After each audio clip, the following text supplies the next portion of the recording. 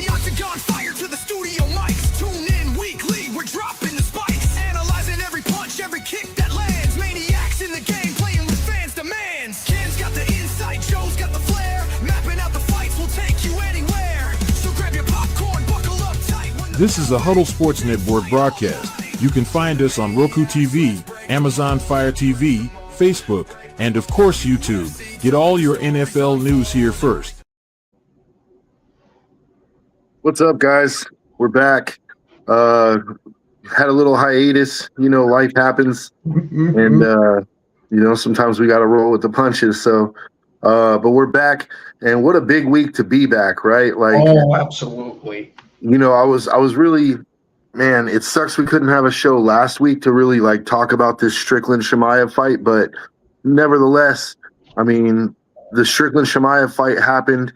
And, oh, dude, like, so on Friday, I was at jiu-jitsu and I was at my kids' jiu-jitsu class, right? And then after the kids, they have an adult evening class.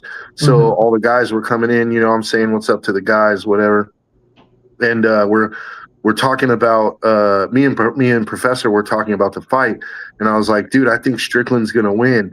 And literally every one of the guys in my academy that was there, literally everyone was like, no. Like, one of them comes up to me, he's like, why don't you put your 401k on it? And I was like, well, first of all, I don't have a 401k. And second, I don't gamble, bud, but thanks anyway, right? So Saturday, I'm at Costco, and I happen to see one of the guys I train with, and he's like, yeah, dude, we're having a UFC party at my house, this and that. And he's all, you never know, man, like, you might be right. Like, but it was one of those things where it's like he's just trying to be friendly, like, you know what I mean?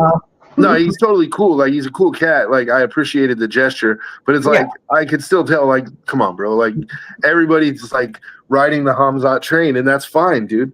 Like, I'm not afraid to stand on my own too. Whoa, you know, I said I felt like Strickland was going to win, and we'll get into why I felt like Strickland was going to win. But Strickland ends up winning, and when that decision got announced, dude, I jumped off my fucking couch, dude.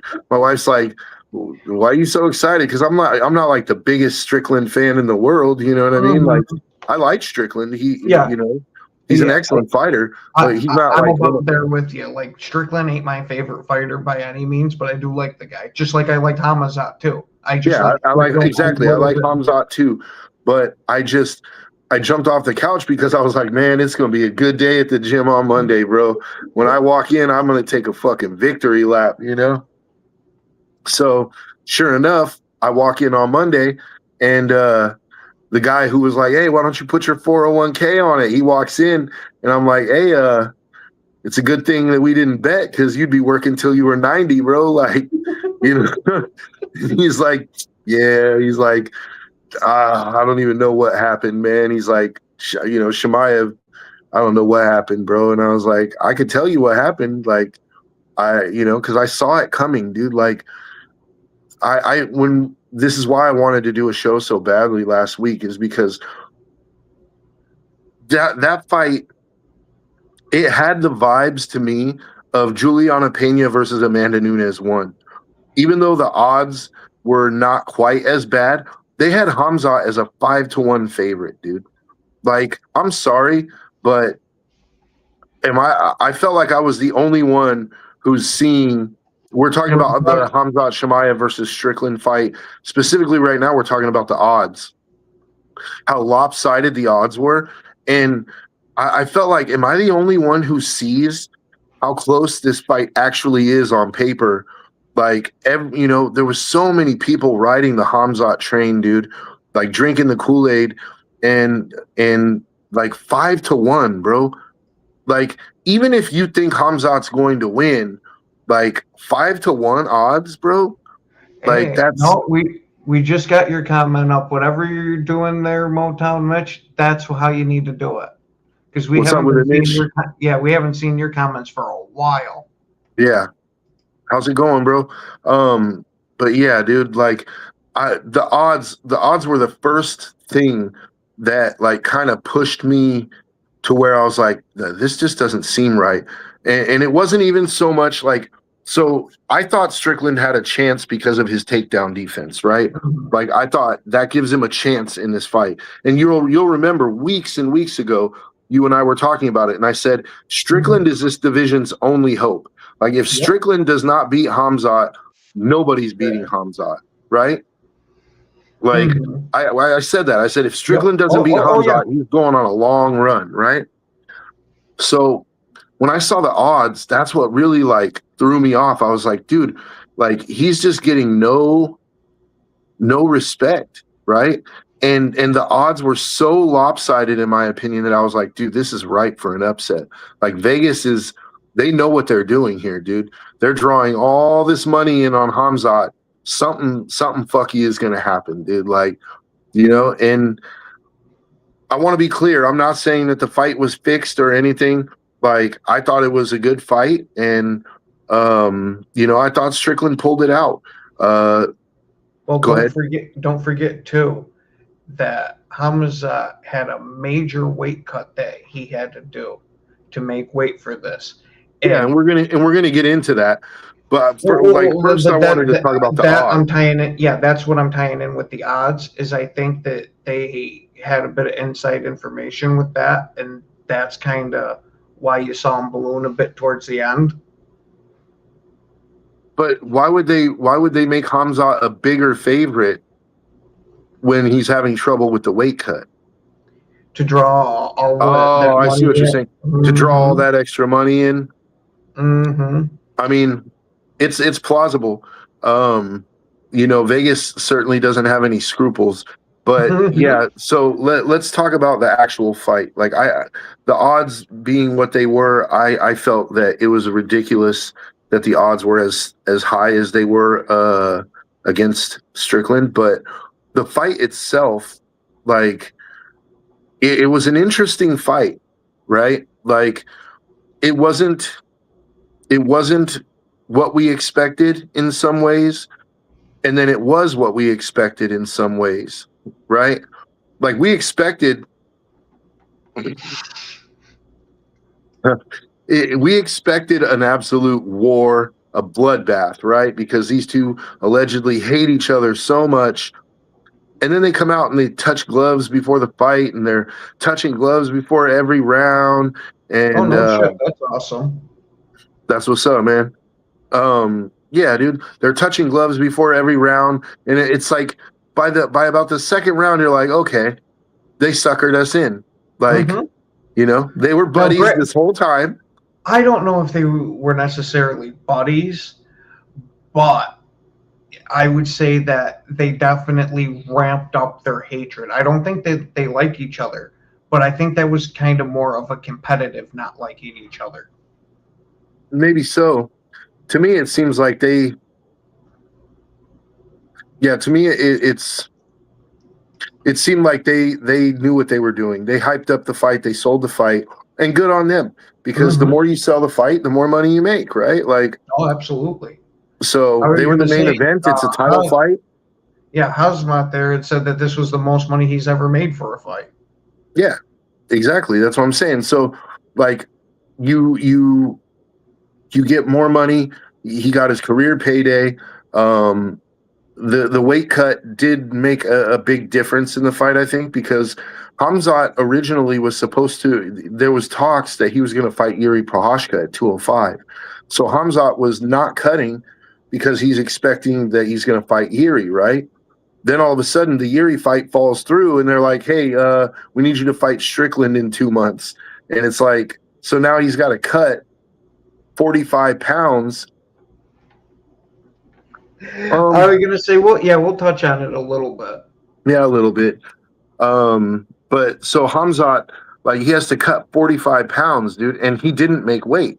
Like the commission actually, this is bad, a bad look for the UFC, right? Because that scale was rattling, dude. And they said 185. And it's like, no, that's not 185, bro. Nice try. Well, but that was when they were making sure that fight didn't get canceled or any of the shine was taken off of it for any reason. yeah, but I mean, 185 is 185, bro. They took Charles's belt for a half a pound. You know, Charles Oliveira missed weight by a half a pound, and the scale was off. Like the scale that the commission gave him, the scale that the commission gave him to check his weight before he goes to the official weigh-in was off by a half a pound. So he thought he made it. He goes in there, he weighs in, he's a half a pound off, and they took his belt. Mm-hmm. But meanwhile, Hamzat, he was more than a half a pound off, because that a half a pound doesn't make it go bing, bing, bing, bing, bing. He was pounds off, dude. Like, so, you know, it is what it is. Like, well, as you seen too, right after the fight, he's already talked to Dana about he's moving up a weight class now. Well, okay, yeah, he did say that. You're right. Mm-hmm. But then, like 2 days later, he dropped either it was like an Instagram or something on a tweet that said basically he wants Strickland again. He wants a rematch without the terrible weight cut this time. Like, you know, he's basically saying that the whole Yuri Prohashka thing like fucked him over. And there's some validity to that, dude. Mm-hmm. Like cutting 45 pounds in 2 months is insane, bro. That's insane, you know? Especially when, you know, because you're not going to cut 45 pounds. You're not going to cut 45 pounds like steadily over the 2 months, right? Like it's like you're going to lose like 25 pounds over the first month and a half, and then you're going to cut the final 20 in fight week. You know what I mean? Like that's generally how people do it. Is they don't want to cut the whole camp, because then you're weak. You can't really train, right? Mm-hmm. So they cut the final, like after the training is put in, they cut the final 20 pounds, 15, 20 pounds. So, you know, there's some validity to it.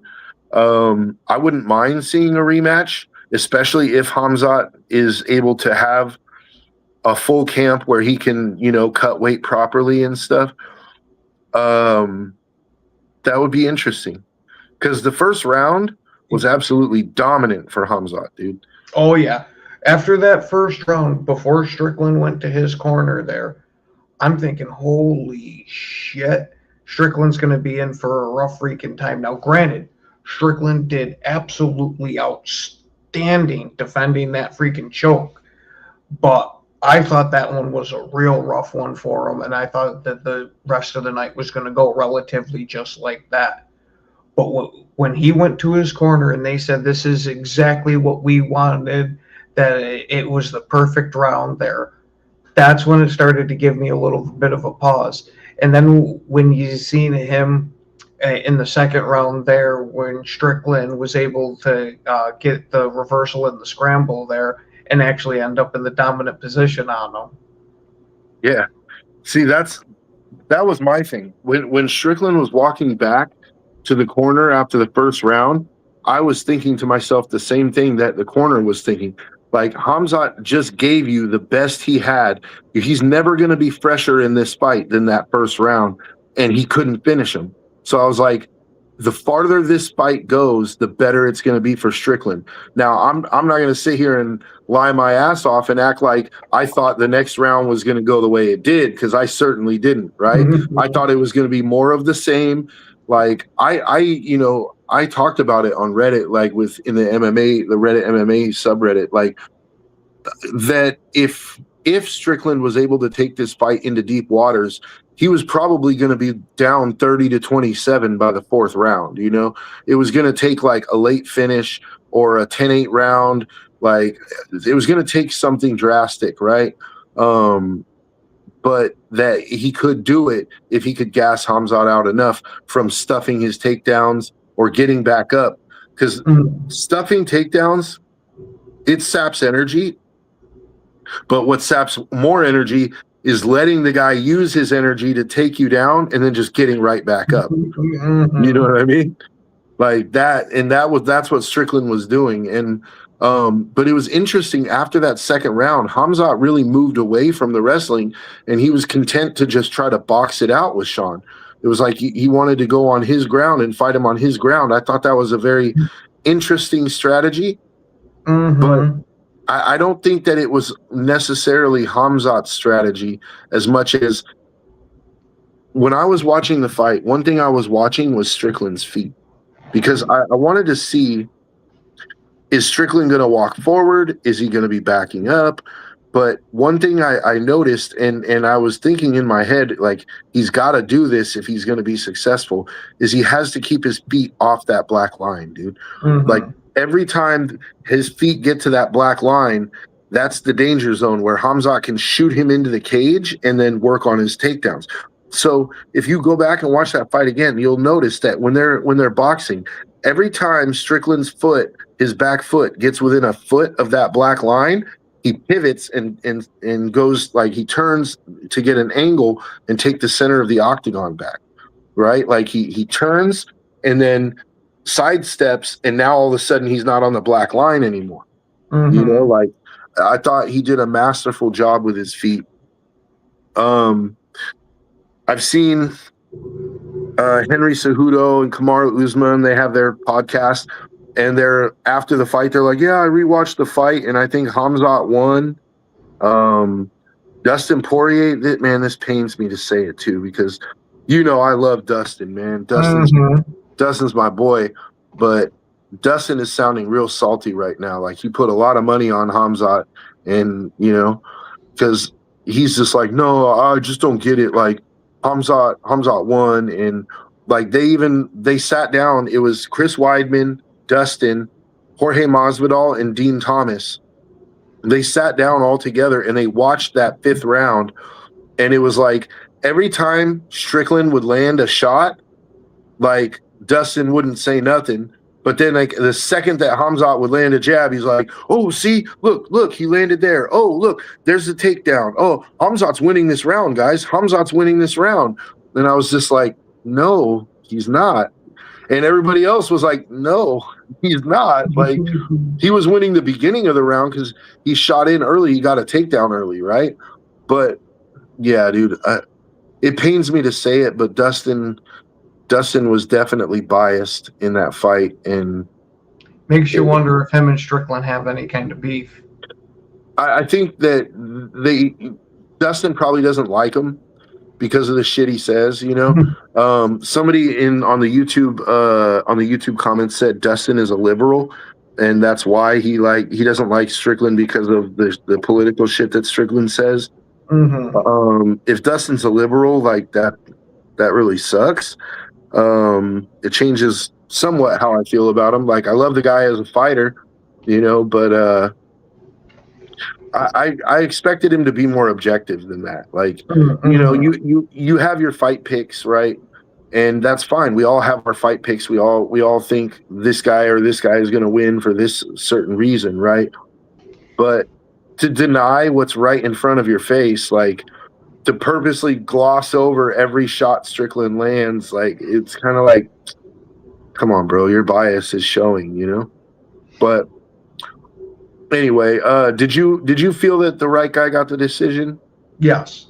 I agree with it being a very close fight, but I had that one scored 3-2. So it made perfect sense to me.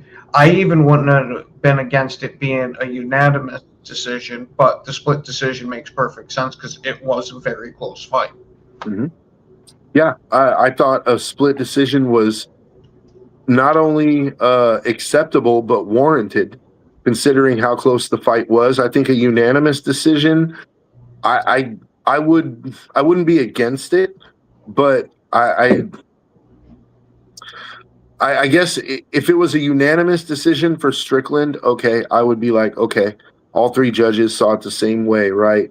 I like the fact that it was a split decision more because I think it more accurately reflects how close the fight was. I like that aspect of it. I like that there was one judge who saw the fifth round a different way and gave it to Hamzat.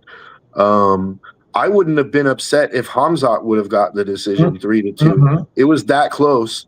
Like it's basically pick your poison. Like what do you value more as a judge, right? Do you value the significant strike count? Do you value the takedowns and control time? That's basically what it comes down to, because Strickland significantly outstruck Hamzat by about 50 significant strikes over the course of the fight. But Hamzat had more control time, had a bunch of takedowns, although he wasn't really able to do a whole lot with the takedowns. So it just depends on what you score and how, you know what I mean? What do you look for as a judge? That said, are you open to seeing the rematch? Absolutely. Especially if Hamzat has a normal weight cut with it. Because this was a damn good fight. Do not get me wrong. But you could see Hamzat gas out. Now, he did get his second win, but that had an effect on the performance. Absolutely. In fact, the more I think about it, the more I believe that Hamzat's whole strategy, he knew he wasn't going to have 5-round cardio. I think he shot his load in that first round. Like he was like, I'm coming in there. If I can't get him in the first round, I'm basically fucked. So he put everything into that first round. And I don't know if he counted on the second wind or not, but he got one, which was it was good for the fight, right? Yep. It didn't allow Strickland to go downhill on him, you know? You get what I mean by that? Like by going downhill on him, it's like once Hamzat is gassed, it's like the momentum is all on Strickland. It's like that snowball rolling downhill, you know, just picking up steam. It didn't allow Strickland to do that. Like Hamzat's second wind kept it competitive for the rest of the fight. I would be down to see the rematch. Oh, I wouldn't mind seeing a trilogy, because I do think that if Hamzat has a good weight cut and a good camp, that he's going to win the next one. I think he'll work on, because when you spend 5 rounds in there with somebody, you start to figure out what they do, and you're going to start to figure out how to counter that, right? What do we know about Strickland? He's not changing his strategy, dude. Mm-hmm. Strickland is who he is at this point, right? Like he's going to come in and he's going to do the same thing he did in this fight, try to stuff the takedowns, try to outbox Hamzat, right? Mm-hmm. So the real wild card in this potential rematch is, what does Hamzat do differently? Does he say, fuck it, I'm just going to spam takedowns and not let this dude, I'm going to come in with insane wrestling cardio and just spam takedowns to where this dude doesn't even have a second to breathe, let alone throw a punch? Yeah, I was going to say, I expect if he gets this weight cut, we'll see pretty much what was close to the first round. I don't think he's going to go all super crazy like he did with this first one, because you saying that about him not expecting it to be a 5-round fight makes a lot of sense in hindsight. But it's going to be real hard to give this next one to Strickland, even myself, and I like Strickland more as a fighter. Hamzat is an absolute freaking animal, though. I got a feeling that this next one we're going to see, he ain't going to do too much stand-up. That we are going to see that dry humping for 5 full minutes. Yeah, I agree. I think that's why I asked that question. Do you think he just goes into full spam takedowns mode? Like, I think he does. And I think he gets the decision. And we'll see how Strickland handles it if that's what happens. Because one thing I wanted to point out is, like, Hamzat had this reputation of being the boogeyman and being like a scary guy and everything. But Hamzat, in my opinion, putting the belt on Strickland in after such a close fight, it showed Hamzat has a lot of class, man. Yeah, that's one thing I will give him massive credit for, because we're used to seeing Hamzat play the heel. Mm-hmm. And him doing that gave me a lot of extra respect for the guy. Absolutely, because it's one thing. Okay, if Strickland had 49-46 them or 50-45 them, right? Mhm. When you make that kind of a statement, okay, putting the belt on the guy makes sense, and it's like, it's still a classy move nonetheless. But Yeah. it's like, you're acknowledging, yeah, like this dude is a superior fighter. He put it on me, right? But in a fight that close, there are so many different ways that Hamzat could have reacted, but he chose the high road. He chose class in that moment. That to me, that speaks a lot about his character, right? Like the fact that he could have been pissed off, and I'm sure he was pissed off. Think about it, dude. Oh, of Like course. a fight that close and it doesn't go your way, the judges pick the other guy. There's got to be some hurt in there. It's you got to feel let down, disappointed, a little bit pissed. Like, nah, man, I won that fucking fight. But the fact that he like accepted it, he even clapped as soon as they announced it. He clapped for Strickland and then went and put the belt on him. Like it showed a lot of class, and I'm not sure that Strickland would have showed the same class if the decision had went the other way. With the way he was talking after the fight, it wouldn't surprise me. Maybe not putting the belt on him, but I could see him clapping and stuff like that. Yeah, but I'm saying putting the belt on him.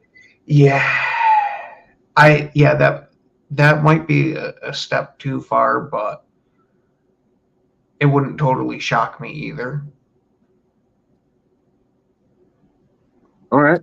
I mean, I can't tell you you're wrong because we don't know, but we might get to find out in the next fight. Well, you can't even say that because now Hazmat has already set the precedent. So if you don't put the belt on the guy after, you look like the asshole. Yeah, that's true. But it doesn't seem to me like Strickland has a problem looking like the asshole.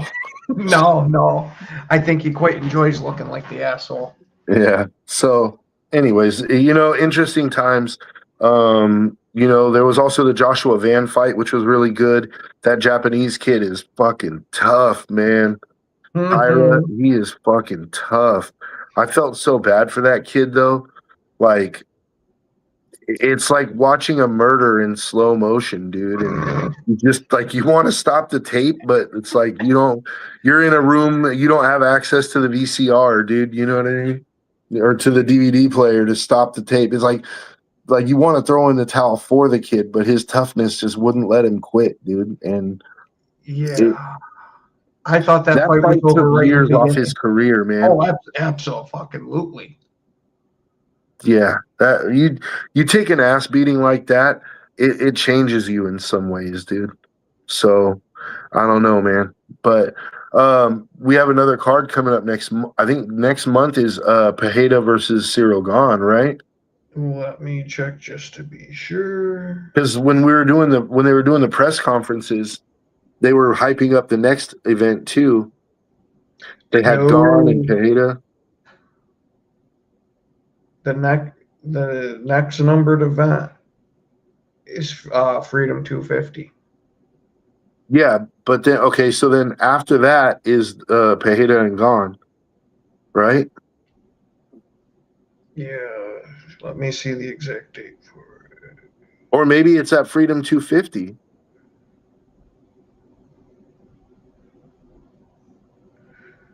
Yeah, no, it is at Freedom 250. It's the co-main. Yeah, see, because there's that Freedom 250 card is fucking stacked, bro. Oh, like, yeah. It's not stacked it's not stacked as much as far as like contender fights, right? But they made this card specifically to have a bunch of bangers on it, dude. Mm-hmm. Like they want this to be like a showcase for the UFC. And so let's get into that card a little bit. Yeah, shit. You're starting actually first, hold on, like because one of the viewers asked us to get into that Gina Carano Ronda Rousey card. Oh, I don't anticipate we're going to spend 15 minutes on that. So let's talk about that first. Does the Gina Carano Ronda Rousey fight move the needle for you? You got to define what you mean by moving the needle for this one. Well, it's being hyped by Ronda as like the greatest women's MMA fight of all time. You missed me with that. It's an entertaining fight because they're both two big names. Like I've said, each and every time we've talked about it, if this would have happened 10, 15 years ago, I'd have been all over this like flies on shit. But now I'm just interested to see what happens because they're relatively at the same point. They're both way past their prime.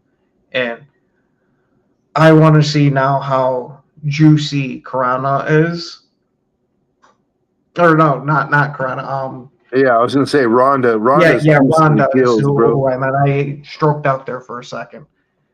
But yeah, after what you were saying there about how she looks, because I haven't seen the updated pictures of her yet. I want to see just how. Bro, take a look real quick. Just go to YouTube and look at the last press conference they did for the fight, or look at the last promo that they did between her and Gina, like where they're hyping up the fight. Just look at her neck and shoulders, dude. Like, yeah. I didn't even see the freaking video. Holy shit! She got a neck like a tree trunk. Bro, she's fucking juiced to the gills, bro. Ronda is juiced up, and I mean, more power to her. If they're not going to test, like, I don't condone cheating, but you know, I was going to say, as long as both fighters have access to the same exact thing. By that, I mean, as long as they're both allowed to do it, I don't have an issue. I just want it straight across the board type of thing. Now, if Gina chooses not to, that's her own freaking. I think Gina chooses not to because she doesn't want to look like a dude. Ronda is starting to look very mannish. Yeah, I'll definitely give you that. Where Gina there has a decent Hollywood career that she's got to take care of. Mm-hmm. Where Ronda, I think she's only had like appearances in a couple of things. Yeah, and her WWE career is over. So this is Ronda's kind of last ticket, bro. Mm-hmm. Like, this is her last chance at relevance. She's going to win a fight and then hopefully springboard it into some more acting stuff or, you know, something. I don't know. I mean, I doubt she's going to pick up a brand new second fighting career. This seems more like a one-off to me. I'm not very intrigued by the fight personally. I'll watch it probably if I don't have anything better to do. Like, that's how little it moves the needle for me. I was going to say, don't forget that you got Nate Diaz on the undercard and Francis Ngannou. Yeah, I'm going to watch the Nate Diaz-Mike Perry fight because that's going to be fireworks. Like, that's going to be – I'm scared for Nate. Like, no, really, like, I think if it goes to the ground, Nate is going to win. His jiu-jitsu is fantastic. Mike Perry, not so much. But Mike Perry on the feet is dangerous. He's got elbows. He's got really sharp elbows. He's got punching power for days. I just fear that the fight is going to end on a doctor stoppage because he's going to catch Nate in the eye and split open all that scar tissue. And the next thing you know, it's like Nate's eyelid is hanging off and they stop the fight. And Nate's going to be sitting there bitching about it like, dude, like, I didn't quit. Like, I fear that that's going to be the outcome. I hope not, though. I hope that Nate actually can, you know, stay in the fight and win. That would be great. You know, it would be great. I love watching Nate Diaz fight, win or lose, man. So. Oh yeah, he definitely puts on entertaining freaking fights. Yeah. So we'll see what happens with that. But yeah, the whole card doesn't really. Nate Diaz moves the needle for me somewhat. I'm interested in seeing Francis Ngannou again. Yeah, I mean, that's cool. If I happen to like turn it on and his fight is on, I'll watch it. I'm not gonna like set it aside on my schedule or anything. Like, I like Francis, but he's fighting a fucking nobody. He's fighting a nobody, bro. Like, you know. Well, then that means we get to watch him absolutely demolish a person. And I mean, I'm okay with watching that. It's a shame. I was gonna say that this card is a sideshow card anyway. Yeah, it's a novelty card, bro. I like that's why I'm like sitting here. Ronda Rousey is talking all this crazy shit about how this new fight league or whatever is gonna like revolutionize MMA. UFC has a monopoly, and they're here to break that monopoly. It's like it's fascinating talk, but that's all it is, dude. Like you're not gonna beat UFC with a bunch of over the hill, washed up fighters, even if they are getting paid more money. Like you're not gonna. I'm sorry, like you're not gonna beat I was UFC. gonna say the only thing that I hope out of this is it forces the UFC to pay the fighters better, because not only are you seeing them paying their fighters well, but even as much as I hate him, Jake Paul with all his events, he paid those fighters well. Yeah, and that's one thing that gave me some small modicum of respect for Jake Paul. That and him having the balls to get in the ring with Anthony Joshua, like, yeah, again doesn't move the needle for me, dude. I'm not a Cena fan. I stopped watching wrestling shortly after the Attitude Era, like early 2000s, like 2002, 2003. I think that was it for me, dude. Yeah, I stopped about 2006 or 7. Yeah, it was just I don't know. For me, it was I just outgrew it, and like the golden days of The Rock and Stone Cold and everything was over, and they were trying to bring these new guys like Randy Orton and everybody in, and the one constant, well, the two constants was the Undertaker and Triple H, Yep. and the game. I much respect to the game, dude. Even Randy Orton, like Randy Orton has had a very, very good career. But by the time it hit John Cena and the spinning belt, I was just like, okay, this shit is getting whacked, dude. Like, I was honestly like, when I would see it, I'd be like, man, I'm glad I don't watch this shit anymore. We're talking about UFC, but we do touch on boxing here and there when there's major events of it. Yeah, this is an MMA show, but if there's a major boxing thing, we might get into it. But right now, let's finish up the show talking about this White House card, because this White House card is stacked, bro.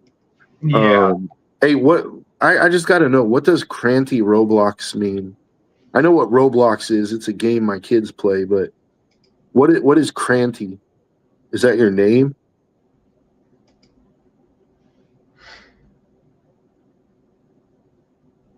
Is that like your Roblox handle or something?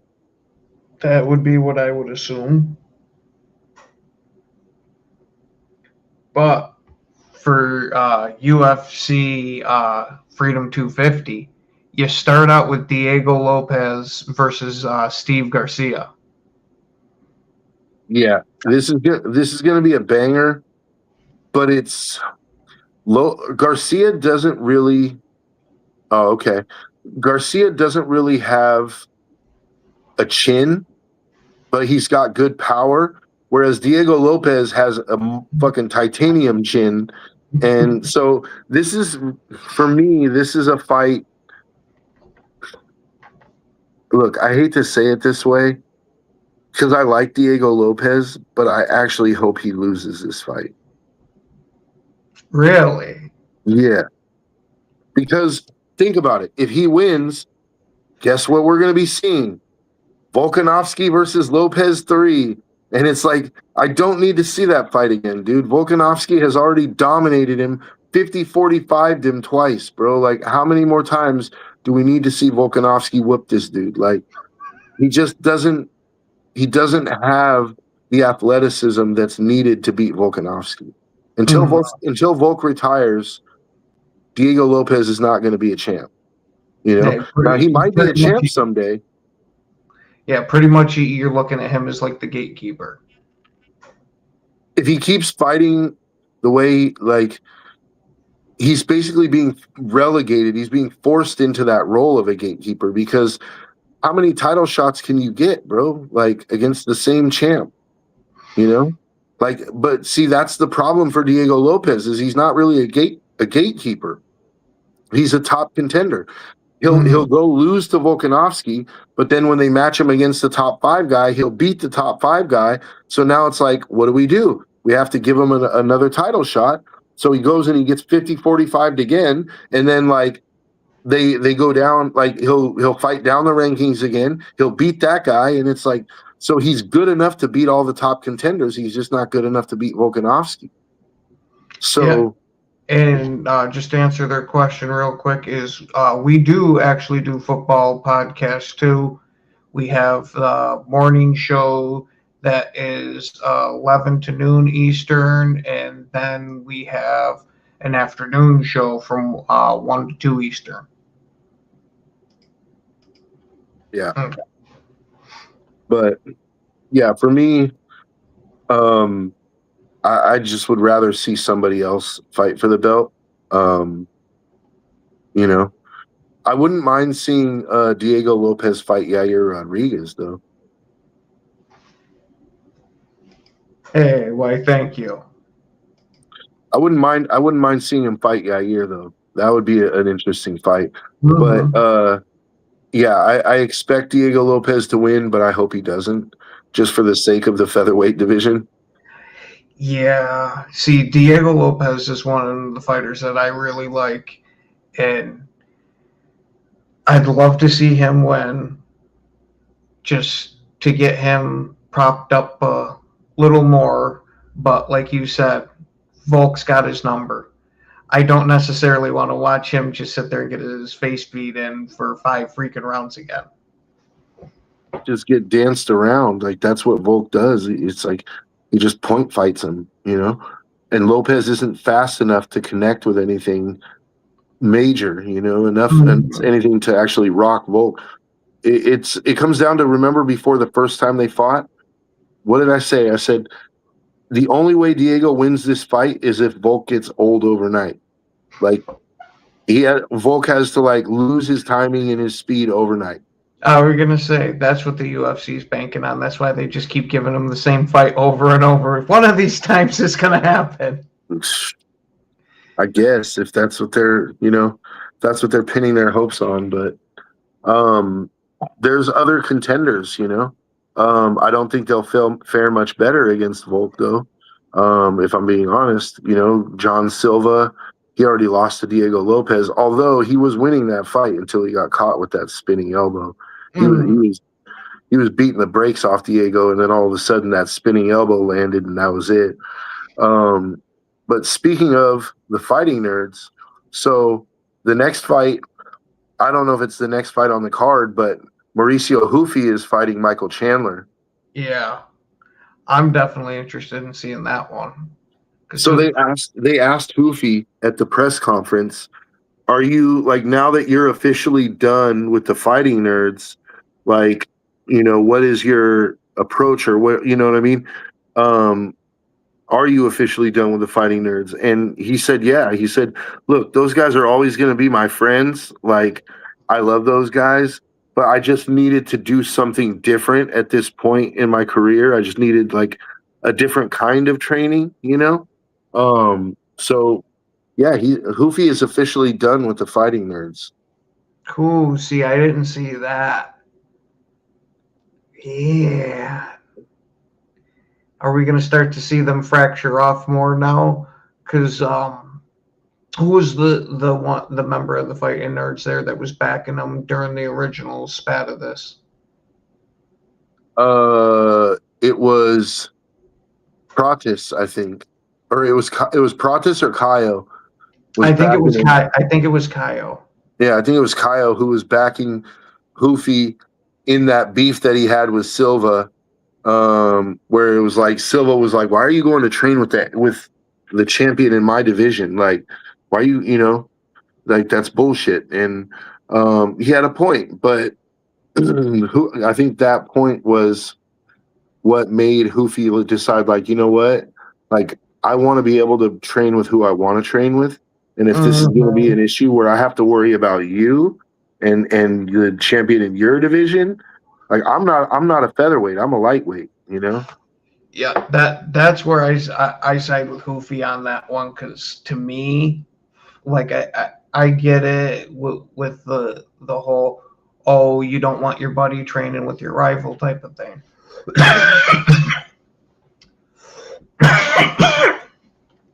But Hoofy's trying everything he can to get better. I have nothing against that.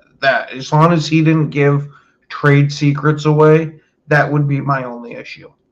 Yeah, I agree. But I mean, it's MMA, bro. Like, these guys are very tribal and territorial, and I understand why Silva was upset. Me and my professor were talking about it, and I asked him, I was like, do you think that Silva and Hoofy will settle it in the cage, like in training at, like at their gym? And my professor just looked at me, and he's like, Hoofy will kill Silva. That's all he said. He said, Hoofy killed Silva. And I was like, oh. So, yeah, I really like Hoofy.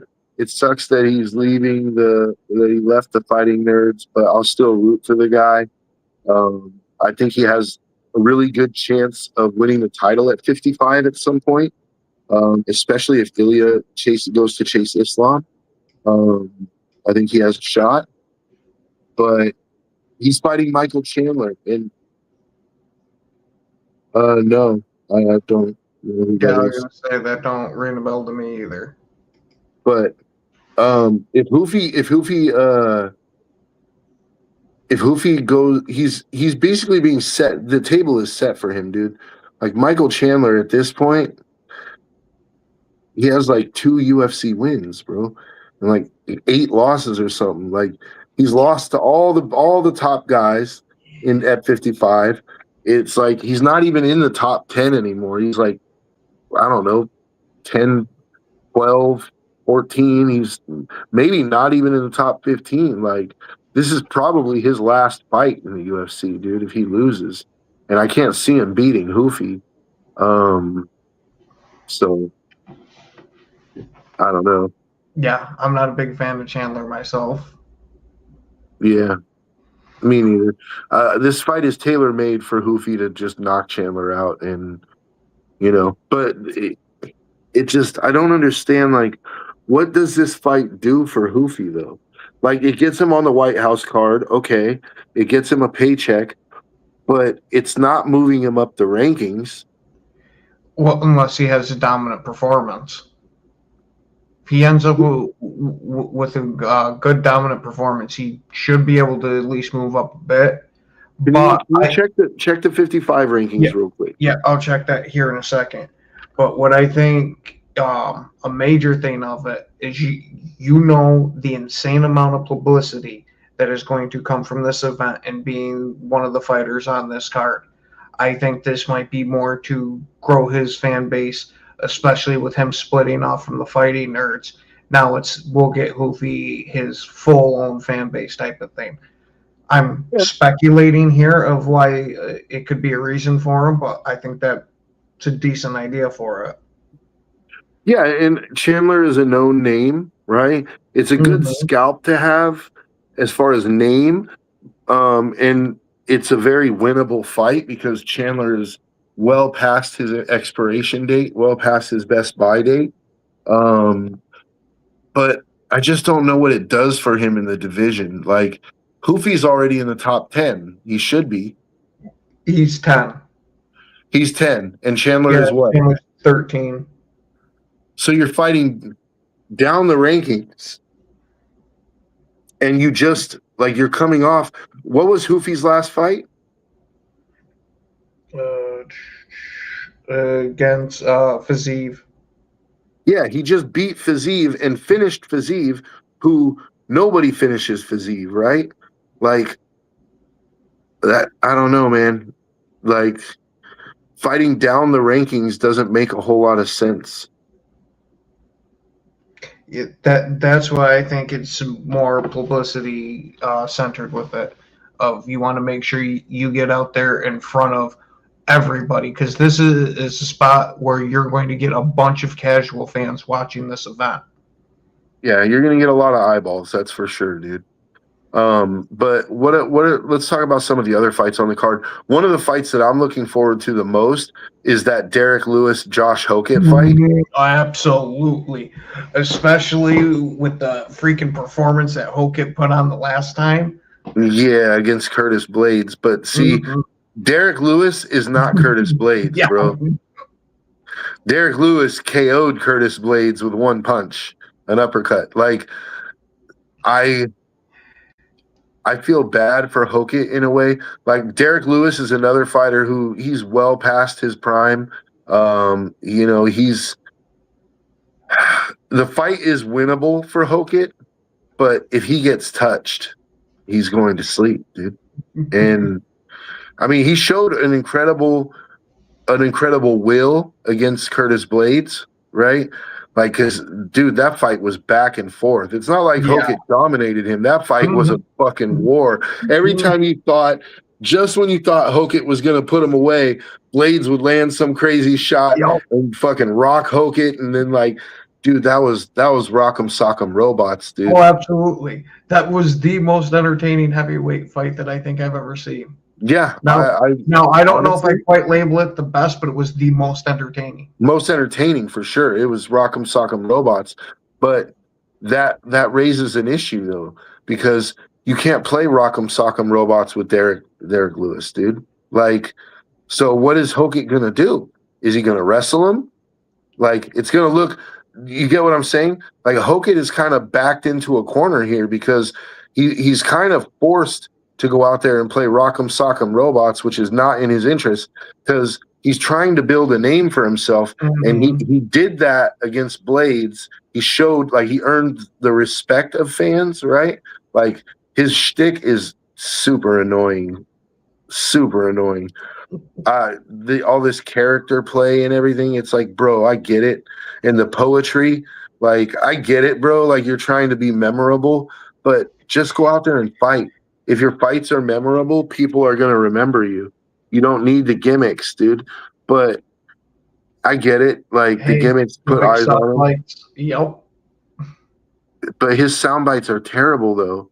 It's like his poetry, like, it's like poetry, bro. He says this shit that rhymes, and it's like about, you know, how sweet his bathwater is, and it's like, no, literally, dude, on the last fucking card, he literally said that, like, how sweet his bathwater is, and, like, it was just like, it's very John Cena-ish, like when John Cena would come out and do those freestyles to no beat. It's what it's like. See, that's probably the reason why I liked it. Because I freaking used to love the freaking old Thugonomics John Cena. Once you got to the, like, superhero versions, when I stopped caring. Yeah, dude. No, like, the Thugonomics John Cena was funny. Like, I'll give him that, dude. Like, he was funny, right? But it's obviously a gimmick. And I you know, Hokett's, like, he's a talented fighter. But I think who are you going to pick in that fight? Are you picking Hokett? Do I See what I mean? How are you going to say? I mean? Do I want him to win? Yeah. You want him to win, but are you picking him in a rock? How are we going to say with the man with sledgehammers for fists? I don't know about that. Are you picking him in a Rock'em Sock'em Robots fight against Derek Lewis? Like, it's hard to do, man. I'm not going to count him out.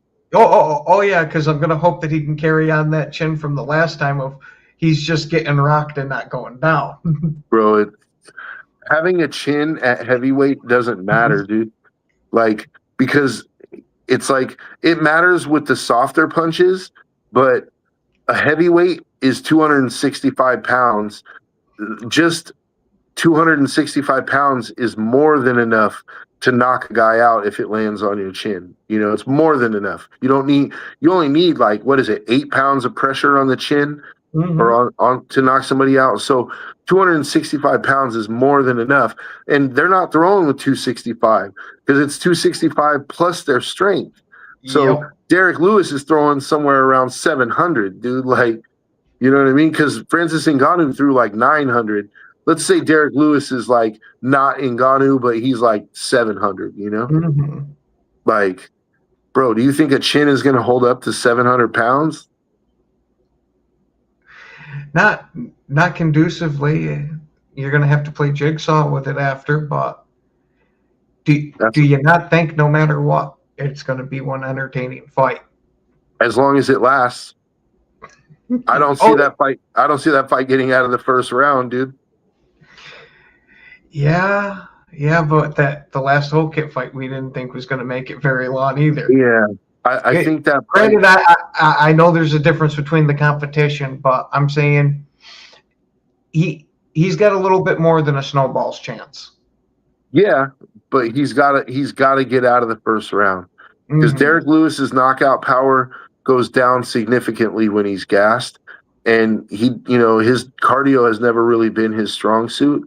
So if I'm Hokit, I'm gonna shoot on him the whole first round and try to get him down and just tire him out, and then I'll take my chances with the Rock'em Sock'em after that. But